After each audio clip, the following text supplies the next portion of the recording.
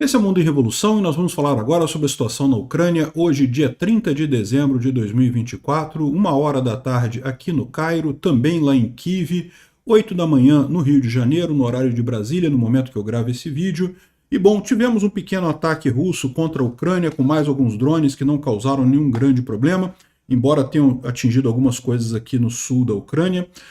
Mas os ucranianos também fizeram um ataque aqui contra o gasoduto Druzhba, aqui em Briansk, justamente aquele gasoduto por conta daquela briga com o Robert Fico da Eslováquia. Nós vamos explicar isso direitinho, mas basicamente a Ucrânia quer acabar com o fornecimento de gás russo para a Europa na marra, né? E é o que tem que ser mesmo, né? Já que as sanções, ainda tem alguns países europeus que não estão respeitando as sanções, temos que acabar na marra. Estamos numa guerra, é só destruir o gasoduto, é o que está acontecendo, né?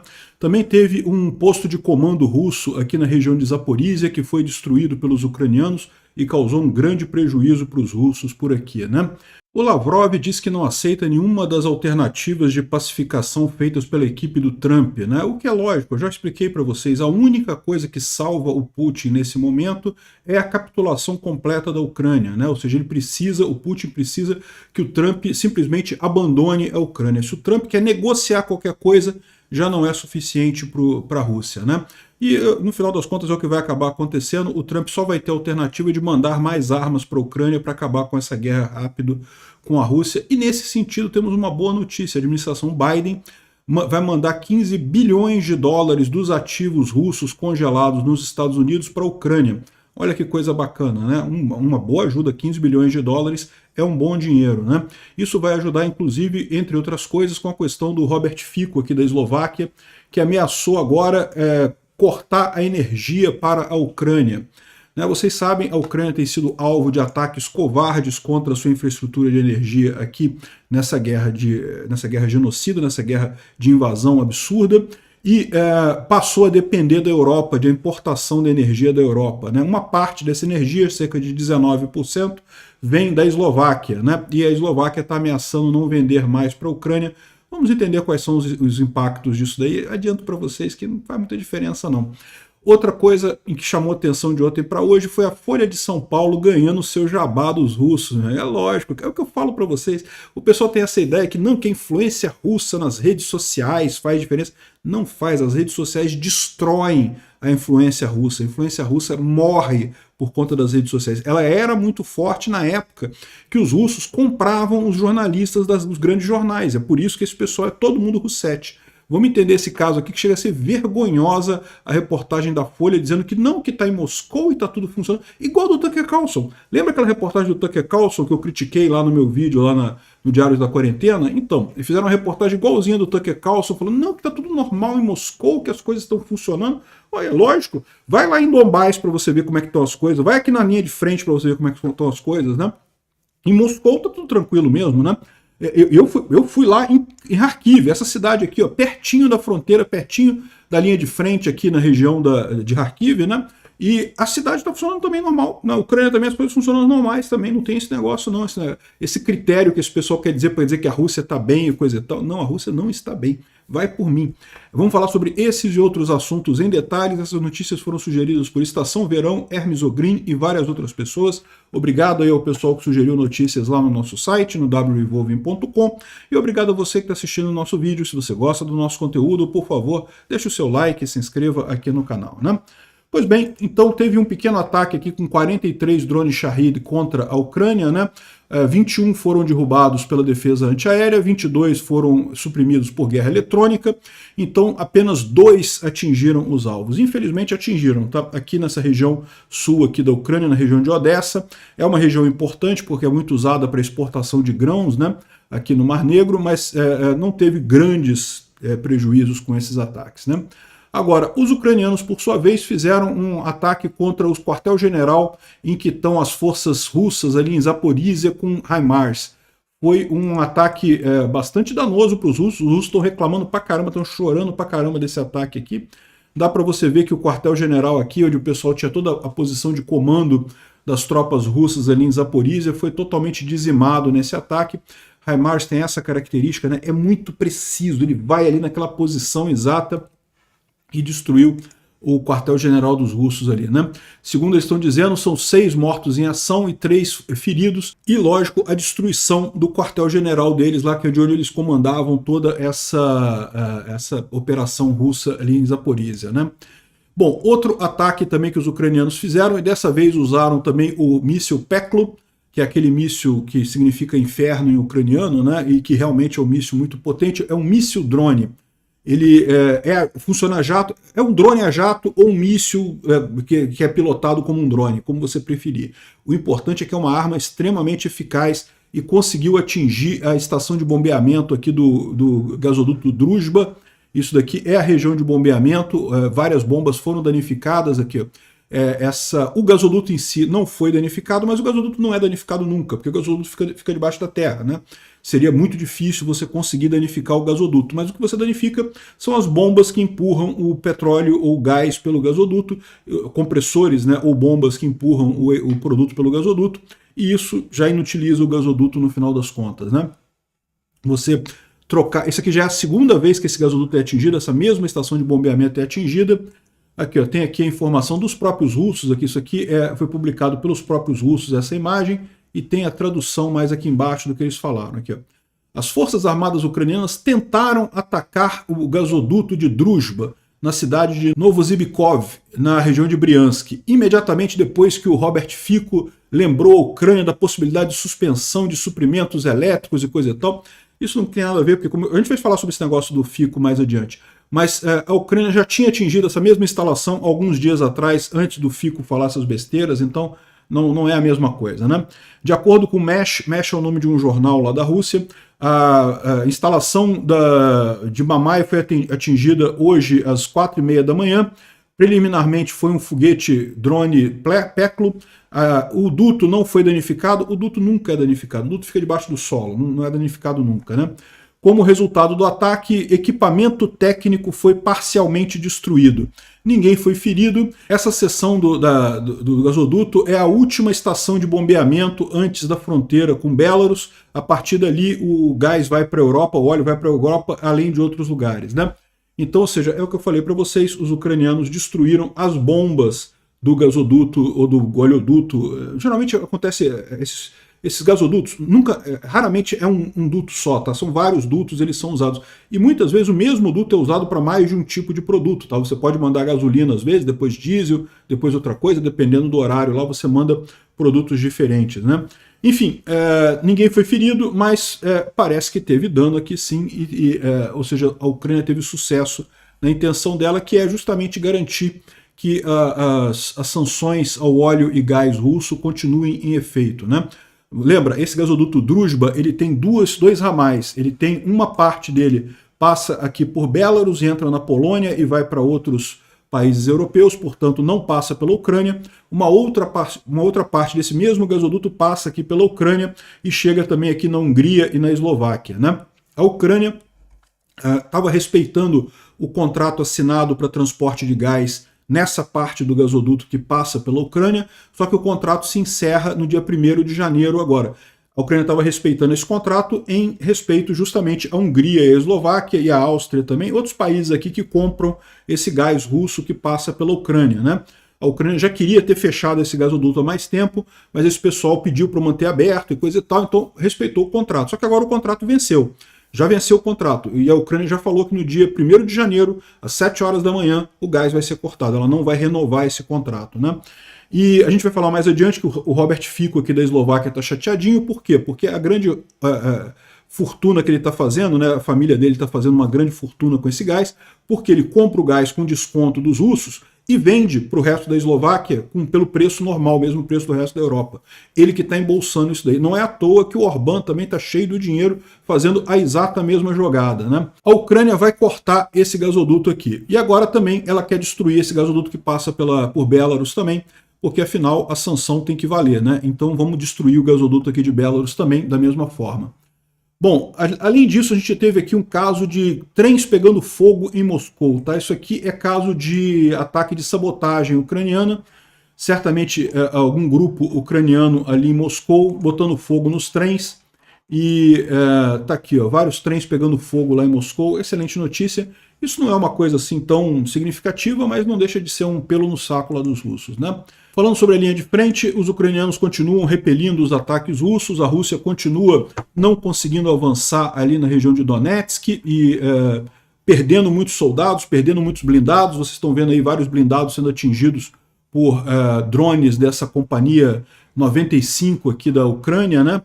Vários drones destruindo aqui, vários blindados russos destruídos ali na região, né? E uma outra informação que a gente tem, eu falei no vídeo de ontem que muita gente já está considerando Kurakhove como tomada pelos russos, né? Kurakhove é essa cidade aqui de Kurakhove, então ainda tem um pedaço dela que não está controlado pelos russos, esse pedaço aqui, mas segundo informações, os ucranianos já estariam em processo de retirada daqui, então os russos já teriam tomado Kurakhove, mas o pessoal está falando que não. Segundo esses vídeos dos ucranianos aqui, eles ainda estão lutando em Kurakhove, continua a batalha lá em Kurakhove, não teve nada de entregar a cidade para os russos, não. Se entregar a cidade, também não tem nada demais. Eu já expliquei para vocês que a estratégia ucraniana realmente não é segurar os russos, é justamente fazer com que eles paguem muito caro para avançar, e isso está acontecendo, eles estão perdendo muitos soldados, perdendo muito equipamento aqui, e nada disso vai ficar com eles de qualquer forma. Então não faz diferença os russos avançarem um pouquinho agora ou não, né? Mas, só para fazer justiça e deixar claro aqui o registro, eu tinha falado no último vídeo que Kurakhove tinha caído, mas os ucranianos estão dizendo que não caiu não, que continua ainda em batalha a cidade de Kurakhove. O Instituto para o Estudo da Guerra não traz aqui nenhuma novidade, fala aqui sobre o Lavrov, falando que explicitamente rejeitou duas sugestões do Trump, da equipe do Trump, para uma solução pacífica lá na Ucrânia, né? É aquilo que eu falei para vocês que ia acontecer, né? O Trump achou que ele ia chegar lá e acabar com a guerra, com uma brincadeira, ia resolver, igual o Lula falando que vai tomar uma cervejinha e resolver o problema. Não, meu amigo, não é assim. A Rússia é o lado errado. A única alternativa correta é ficar do lado da Ucrânia. É a única alternativa. Não existe outra possibilidade nisso daí, né? E aí, o que o Trump está vendo, que eu falei que ia acontecer, a Rússia não vai aceitar nenhuma negociação do Trump. Tinha gente temendo que o Trump ia aceitar, ia oferecer para a Rússia o congelamento da linha de frente na posição que está, e daí o Putin ia aceitar, né, para fazer mais ataques mais adiante. Mas a questão é a seguinte, a situação econômica da Rússia está tão ruim que o Putin não consegue manter as tropas ali. Ele está segurando essas tropas na expectativa de que o Trump abandone a Ucrânia, que é a única chance que ele tem. Se o Trump totalmente abandonar a Ucrânia, aí pode ser que ele consiga alguma coisa. Mas fora isso, é muito pouco provável que ele consiga qualquer coisa, e ele sabe que manter a situação do jeito que está, ele não consegue manter também. Então, ou seja, se o Trump fizer qualquer negociação com a Ucrânia, já acabou para a Rússia. Para o Putin só interessa o abandono completo da Ucrânia, né? Isso não vai acontecer. E está aqui o Lavrov falando que não vai participar de nenhum encontro da paz e não sei o que lá, que ele também diz que a Ucrânia planeja levantar restrições em mísseis nucleares e coisa e tal. É o papo que eu falo para vocês. Sempre que o Putin, o Lavrov, o Peskov, esse pessoal da Rússia começa a falar em bombas nucleares, é o desespero falando, né? Bom, a gente falou sobre esse caso ontem, né? A Finlândia apreendeu um navio russo que estava fazendo espionagem da OTAN ali no Mar Báltico e também teria rompido os cabos submarinos ali no Mar Báltico, né? E parece que eles encontraram provas agora de que o Eagle S, que é esse navio russo, mostraram marcas de arranhão na âncora, mostrando que foi de fato ele que teria feito a quebra dos cabos ali, né? Então é interessante essa informação aí. Já tem prova que foram os russos que romperam os cabos. O navio está apreendido pelas autoridades finlandesas, né? Bom, a boa notícia do dia. Ontem o Zelensky chegou a falar que vai vir uma surpresa muito boa americana que vai ajudar a Ucrânia a ganhar essa guerra. Essa surpresa é isso daqui, ó. Os Estados Unidos vai prover 15 bilhões de dólares de dinheiro russo que está nos Estados Unidos, vai fornecer esse dinheiro para a Ucrânia. Na verdade, é um empréstimo baseado em futuros rendimentos do dinheiro russo, mas é basicamente a mesma coisa. Então, 15 bilhões de dólares é uma boa grana, isso daí realmente vai ajudar bastante a Ucrânia nesse esforço agora, né? Pode ser que tenha mais coisa além disso, né? Mas eu acho que esse daqui é o que o Zelensky se referia quando disse que vai vir uma notícia muito boa dos Estados Unidos agora nesse finalzinho de ano, né? Parece que é isso daí. 15 bilhões de dólares dos russos que vão ser passados para os ucranianos. Lembra que isso é só o começo, porque no final das contas, quando terminar essa guerra, vai haver um tribunal penal internacional que vai decidir as indenizações cabíveis à Ucrânia, né? A Rússia vai ter que pagar cada prédiozinho destruído da Ucrânia, vai ter que ser pago pelos russos, né? Os russos realmente estão com problema, meu amigo. Eles vão ter que, as próximas gerações, por muitas gerações, os russos vão ter que pagar esse prejuízo feito na Ucrânia. Os 300 bilhões que foram apreendidos na Europa e nos Estados Unidos vai dar para talvez 20% dos danos causados na Ucrânia, né? Vai ser imediatamente liberado para a Ucrânia esse dinheiro. É o que eu falo para vocês, a Ucrânia vai viver uma onda de crescimento depois que terminar essa guerra, que vai ser algo realmente impressionante, né? Bom, e a situação está tão feia para os russos que lá na China, aqui, ó, um vídeo de propaganda recebeu milhões de views lá na China, falando para a China se preparar para invadir a Sibéria e o lago Baikal, bem como ocupar ilhas Sakhalin e outras partes da Federação Russa, seguindo a inevitável derrota da Rússia na Ucrânia, né? Então tem aqui essas partes que já foram historicamente da China e que foram tomadas pela Rússia lá muito tempo atrás, e agora os chineses, já tem esse papo já há algum tempo, tá? A questão toda é esse vídeo aqui que viralizou lá na China agora.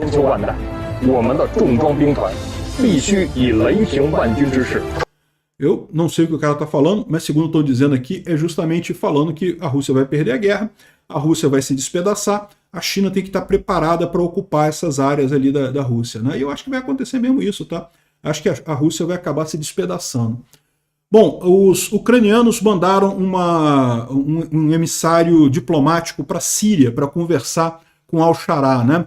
O pessoal ainda usa Al-Julani, mas eu prefiro usar o nome Al-Shará porque ele próprio prefere esse nome. Al-Julani era um nome que ele usava na época que ele era mais radical, que era justamente visava retomar as colinas de Golã de Israel, né? Hoje em dia ele tem uma visão mais conciliatória, mais moderado. Eu não sei se é de verdade isso, esse cara realmente vai ser um moderado. Eu torço para que seja, eu quero crer que ele será um moderado, né? E por que não ajudar o cara a ser um moderado, né? Se a coisa acontecer mais adiante, a gente muda de posição. Então a Ucrânia mandou uma representação diplomática para falar lá com Al-Shará. Está aqui o ministro das Relações Exteriores, o Andriy Shivba, da Ucrânia, falando com o Al-Shará aqui na Síria. Isso é muito importante para a Síria, porque a Síria precisa de reconhecimento internacional. Esse governo do Al-Shará está começando agora, então é importante ter esse apoio, né, de países no exterior, e para a Ucrânia também é interessante isso, porque vocês sabem, tem 2 bases russas na Síria, que o Al-Shará já falou que não vai manter, não vai renovar as negociações com a Rússia, mas vamos ver como é que vai acontecer isso daí, né?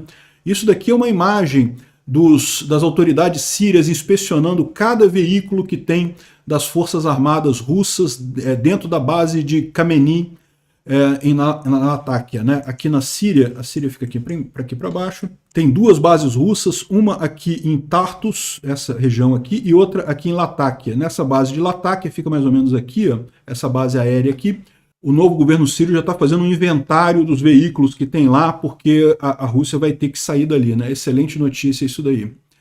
Bom, o que aconteceu nos últimos dias, né? A gente já tinha falado sobre a Ucrânia cortar o fornecimento do gasoduto para a Eslováquia e a Hungria a partir do dia 1º de janeiro, né? O Fico e o Orbán estão muito chateados com isso, porque eles estão fazendo uma fortuna pessoalmente com esse dinheiro que está entrando lá, né?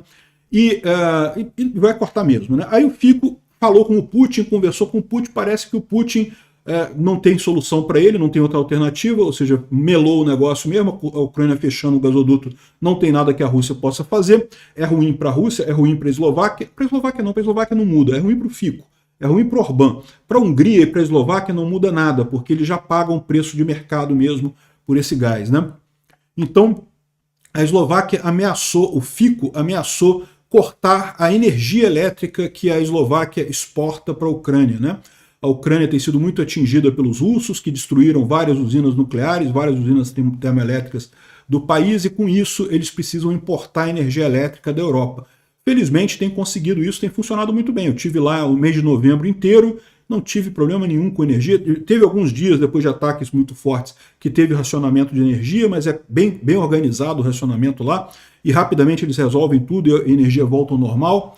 Enfim, essa é a situação, né? O Zelensky falou sobre isso, ele disse aqui, ó, parece que o Putin deu ao Fico a ordem para abrir um segundo fronte de energia contra a Ucrânia às custas do interesse do povo da Eslováquia. O Fico está ameaçando cortar a energia elétrica fornecida para a Ucrânia em caráter de emergência no inverno, enquanto a Rússia ataca nossas plantas elétricas e nossa rede de energia. A única razão para a Ucrânia precisar importar eletricidade justamente é a ocupação russa da usina nuclear de Zaporizhia e o seu uso de drones Shahid para destruir a rede elétrica ucraniana, né? Agora, ele fala aqui, ó, nós precisamos lembrar o Fico de 3 coisas. Primeira coisa, apoiar a agressão russa é completamente imoral. Isso é óbvio, né? Segundo, a política míope do Fico já tirou do povo eslováquio a compensação pelo trânsito de gás russo, né? Porque quando a Ucrânia cortou esse gasoduto, a Eslováquia também, o gasoduto chegava na Eslováquia e de lá ia para outros países. Então a Eslováquia também recebia um percentual pelo trânsito do gás ali, né? E agora arrisca também retirar dos eslovacos, né, outros 200 milhões por ano, que é quanto a Ucrânia paga pela energia elétrica importada.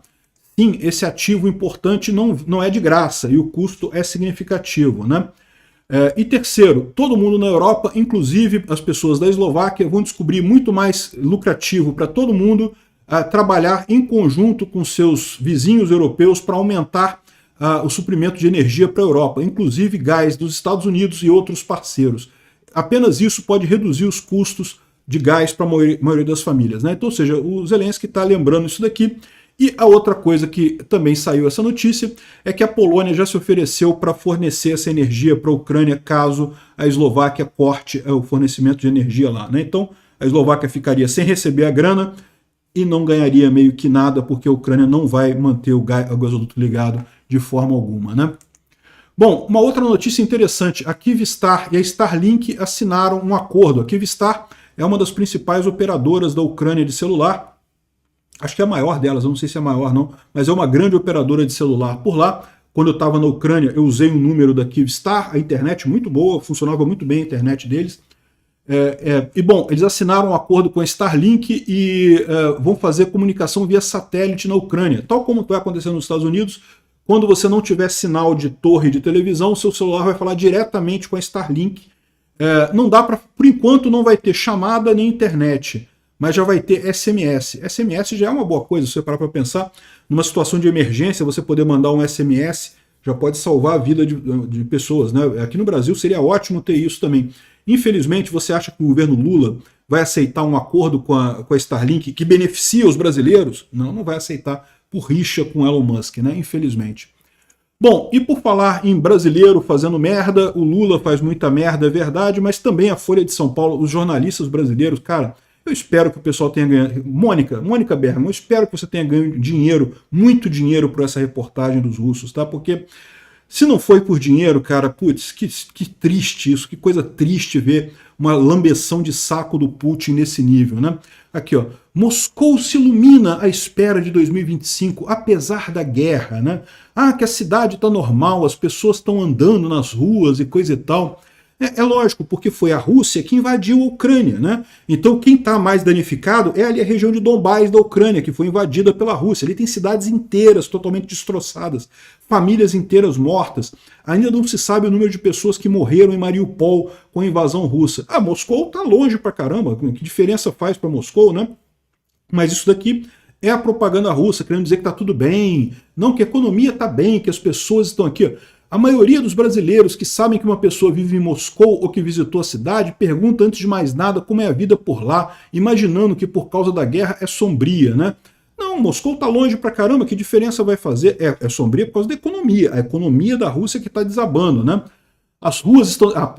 olha a palhaçada. Isso eu quero dizer que na Ucrânia as ruas estão desertas, que as coisas estão ruins na Ucrânia e coisa e tal. Eu quero lembrar para vocês desse vídeo que eu fiz lá no canal Diários da Quarentena. O canal Diários da Quarentena é o meu canal de vlogs aleatórios, que eu faço vídeos aleatórios fora do padrão aqui do meu canal, né? Então eu fiz esse vídeo aqui do idiota do Tucker Carlson, que é uma russete, a Ucrânia é muito mais bonita que a Rússia, e eu andei em Kharkiv. Kharkiv é uma cidade que está aqui, ó, essa cidade aqui, ó. Essa cidade aqui, a 20 quilômetros da linha de frente aqui com a Rússia, tem linha de frente ativa nessa região aqui. também relativamente próximo dessa região aqui, onde também tem muitos russos tentando avançar e morrendo em grandes números aqui. Então Kharkiv é uma cidade que sofreu muito. Kharkiv, no início da guerra, chegou a estar totalmente cercada pelos russos. Depois o exército ucraniano fez a grande ofensiva de Kharkiv, retomou toda essa área aqui, mas ainda é uma cidade muito perto da linha de frente, né? E o que eu vi lá em Kharkiv, cara, cidade normal, as pessoas andando, mostrei lá, fui no shopping center aqui, o shopping center cheio de gente, em novembro, no final de semana, estava frio, né? Final de semana por lá é muito frio, coisa e tal, mas tá o pessoal todo em shopping center, todo mundo fazendo as coisas, cidade normal. Fui no supermercado de lá também, pô, supermercado bacana lá, o supermercado de lá realmente nível europeu, né? Os embutidos, né? Presunto, queijo, cara, gostoso pra caramba. Essas coisas. Aliás, na Europa, via de regra, é muito gostoso esse tipo de coisa. Muito melhor que no Brasil, né? Aí, pô, mostrei o supermercado lá, o pessoal, supermercado cheio, muita coisa bacana lá. Ou seja, esse pessoal aqui está fazendo propaganda Roussetti igual o Tucker Carlson, tá? Nas cidades, a vida está normal, a vida segue normal, não tem essa não. O problema da Rússia é a economia dela que vai pro buraco muito rápido. Olha o nível da propagandice russa aqui, as respostas. Aqui, ó. Dá para fazer compra macarrão, carne, como os russos de Moscou estão vivendo, como eles se viram sem cartão de crédito, né? A resposta, as ruas estão lotadas, as lojas e restaurantes estão abertos e cheios. O sistema de pagamento, o cartão de crédito não funciona lá, né? Sistema de pagamento UnionPay da China cresceu, estrangeiros podem trocar dólares por rublos, a moeda do país, em dezenas de bancos. Então você consegue trocar dólar por rublos e coisa e tal, se você levou dólar, né? Porque senão você está fudido, né? Aqui, ó, no final das contas, propaganda russa descarada isso daqui, um absurdo. Espero que estão ganhando dinheiro. Se estão ganhando dinheiro, eu consigo pelo menos entender, tá? Os russos pagam bem mesmo, fazem isso para... Por isso que eles tinham no passado uma influência muito grande na mídia em geral. Hoje em dia não tem mais por causa da internet. Mas se pagaram, tudo bem, eu entendo. Se não pagaram, que vergonha, Mônica Bergamo, que vergonha. Obrigado por assistir o vídeo até o final. Se gostou do conteúdo, não esqueça de deixar o seu like. Isso ajuda o canal a crescer e a chegar para mais gente. Se não gostou, deixe o dislike e explique nos comentários como podemos melhorar. Comente também sugestões de temas que podemos trazer por aqui. Comentários insultuosos ou defendendo ditaduras e criminosos de guerra serão sumariamente bloqueados. Agradeço a compreensão. Se ainda não é inscrito no canal, considere se inscrever clicando no botão inscrever-se abaixo e marcando a campainha para todos os avisos. Se quiser ajudar o canal, veja no nosso site como você pode fazer isso.